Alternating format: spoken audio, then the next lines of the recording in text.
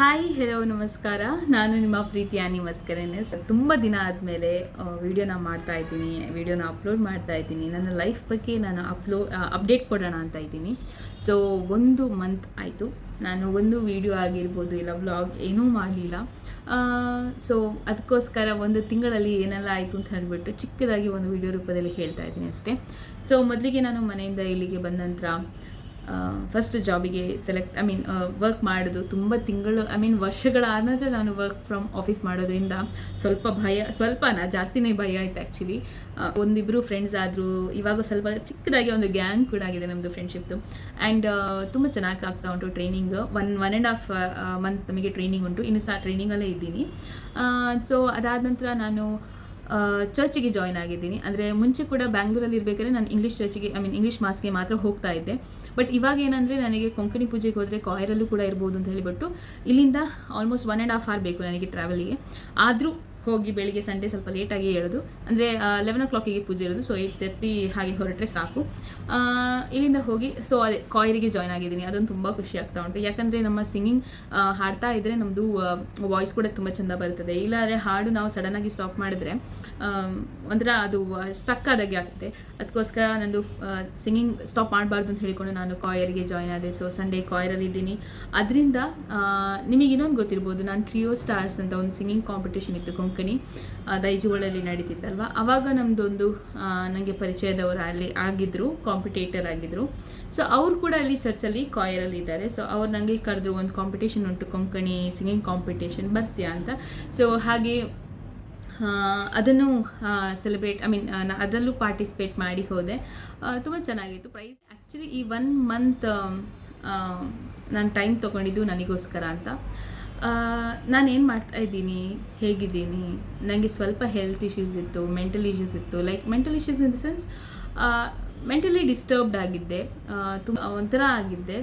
ಅದನ್ನು ಹೇಳ್ಕೊಳಕ್ಕಾಗೋದಿಲ್ಲ. ಅಂದರೆ ಕೆಲವರು ಎಕ್ಸ್ಪೀರಿಯೆನ್ಸ್ ಮಾಡಿರ್ತಾರೆ, ಕೆಲವರು ಎಕ್ಸ್ಪೀರಿಯೆನ್ಸ್ ಮಾಡಿರೋದಿಲ್ಲ. ಇದೆಲ್ಲ ನನ್ನ ಪ್ರಕಾರ ಒಂದು 20s to 30 ಒಳಗಡೆ, 20s ಹೇಳಲ್ಲ, ಒಂದು 25ಇಂದ 30 ಒಳಗಡೆ ಎಲ್ರಿಗೂ ಅದು ಒಂದು ಅನುಭವ ಆಗೇ ಆಗ್ತದೆ. ಸೊ ಒಂಥರ ಡಿಪ್ರೆಸ್ಡ್ ಅಂತ ಹೇಳ್ಬೋದು, ಸ್ವಲ್ಪ ಡಿಪ್ರೆಷನ್ ಅಂತ ಹೇಳ್ಬೋದು, ಜಾಸ್ತಿ ಹೇಳಲ್ಲ. ಸೊ ಹಾಗಿದ್ದೆ ನಾನು. ಅದರಿಂದ ಸ್ವಲ್ಪ ಟೈಮ್ ತೊಗೊಳ್ಬೇಕಿತ್ತು. ನಾನಾಗಿರಬೇಕು, ನಾನು ಹೇಗಿರಬೇಕು, ತುಂಬ ಕನ್ಫ್ಯೂಷನಲ್ಲಿದ್ದೆ ಆ್ಯಕ್ಚುಲಿ. ಹಾಗೆ ನನಗೆ ಅಂತಲೇ ಟೈಮ್ ತೊಗೊಂಡೆ. ಈ ಟೈಮಲ್ಲಿ ನಾನು ಯೋಗ ಮಾಡಲಿಕ್ಕೆ ಕಲಿತೆ. ಯೋಗ ಆ್ಯಕ್ಚುಲಿ ಮುಂಚೆನೂ ಬರ್ತಾ ಇತ್ತು, ಬಟ್ ನಾನು ಮಾಡ್ತಿರಲಿಲ್ಲ. ಬ್ಯಾಂಗ್ಳೂರಲ್ಲಿ ಇರಬೇಕಾದ್ರೆ ಮಾಡ್ತಿದ್ದೆ, ಮತ್ತು ಮನೆಗೆ ಹೋದ ನಂತರ ಸ್ವಲ್ಪ ಟೈಮಿಗೆ ಮಾಡ್ತಿದ್ದೆ, ವಾಪಸ್ ಬಿಟ್ಟೆ.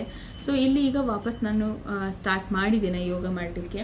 ಆ್ಯಂಡ್ ಬ್ರೀದಿಂಗ್ ಎಕ್ಸಸೈಸ್ ಎಷ್ಟೊಂದು ಇಂಪಾರ್ಟೆಂಟ್ ಆ್ಯಂಡ್ ಎಷ್ಟು ಬೆನಿಫಿಟ್ ನನಗೆ ಅದರಿಂದ ಆಗಿದೆ ಅಂದರೆ ತುಂಬ ಚೇಂಜಸ್ ಆಗಿದೆ ನನ್ನ ಮೇಲೆ. ನಾನು ಅದನ್ನು ಒಂದೊಂದು ಹ್ಯಾಬಿಟ್ ಮಾಡಿ ಸ್ಟಾರ್ಟ್ ಮಾಡಿದ ನಂತರ ನನಗೆ ನನ್ನ ಮೇಲೆ ಒಂಥರ ಡಿಫ್ರೆನ್ಸ್ ಗೊತ್ತಾಗ್ತಾ ಉಂಟು. ಸೊ ನಾನು ಮುಂದಿನ ದಿನಗಳಲ್ಲಿ ಅದ್ರ ಬಗ್ಗೆ ಕೂಡ ಜಾಸ್ತಿ ನಿಮಗೆ ಬೇಕಾದರೆ ಶೇರ್ ಮಾಡ್ತೀನಿ. ಆ್ಯಂಡ್ ನೆಕ್ಸ್ಟ್ ಅದಂದರೆ ನಾನು ಪಿ ಜಿಲಿದ್ದೀನಿ. ಪಿ ಜಿಯಲ್ಲಿ ಅಡ್ಜಸ್ಟ್ ಆಗಲಿಕ್ಕೆ ಸ್ವಲ್ಪ ಅಲ್ಲ, ತುಂಬ ಕಷ್ಟ ಆಯಿತು.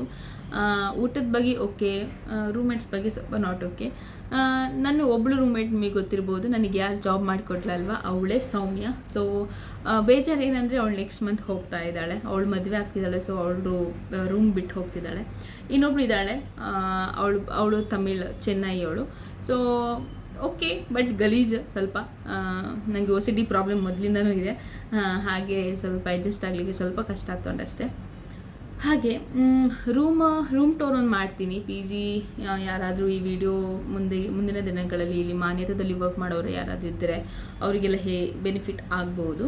ಸೊ ನಾನು ಮಾನ್ಯತೆ ಟೆಕ್ ಪಾರ್ಕಲ್ಲಿ ವರ್ಕ್ ಮಾಡೋದು. ಮಾನ್ಯತಾ ಎಷ್ಟು ದೊಡ್ಡದುಂಟು, ಲೈಕ್ ತುಂಬ ದೊಡ್ಡದು. ನಾನು ಮುಂಚೆ 2 ಟೆಕ್ ಪಾರ್ಕ್ ಇತ್ತಲ್ವ, ಆ ಟೆಕ್ ಪಾರ್ಕ್ ಕಂಪೇರ್ ಮಾಡಿದ್ರೆ ಇದೇ ದೊಡ್ಡದು ಟೆಕ್ ಪಾರ್ಕ್ ಅಂದ್ಕೋತೀನಿ. ನಂಗೆ ಗೊತ್ತಿಲ್ಲ ಬೇರೆ ಯಾವುದು ಟೆಕ್ ಪಾರ್ಕ್ ಚೆಂದ ಉಂಟು ಹೇಗೆ ಅಂತ.